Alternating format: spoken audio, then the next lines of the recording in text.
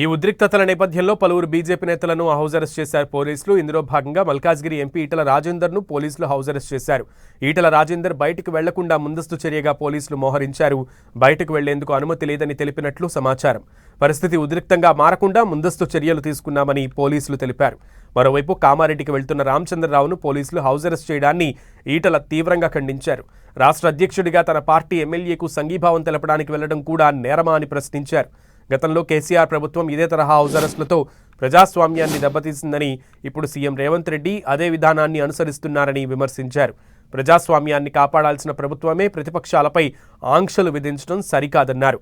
సంఘీభావం తెలపడానికి వెళ్తున్న బీజేపీ ఎమ్మెల్సీలు, ఎమ్మెల్యేలు, ఎంపీలు, నాయకులను హౌస్ అరెస్టులు చేయడం ప్రజాస్వామ్య విరుద్ధమని ఈటల అభిప్రాయపడ్డారు.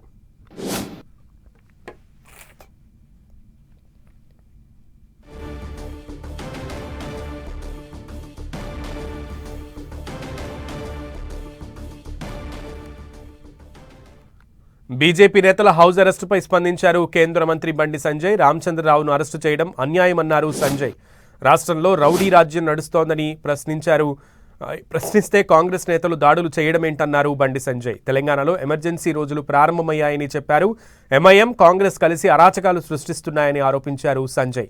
బీజేపీ ఎమ్మెల్యే వెంకటరమణారెడ్డి ఇంటిపై దాడి అమానుషమన్నారు. కామారెడ్డిలో అగ్నికి ఆజ్యం పోసింది కాంగ్రెసేనన్నారు సంజయ్. బాన్సువాడలో 70 మందిని అరెస్టు చేయడం అక్రమమన్నారు.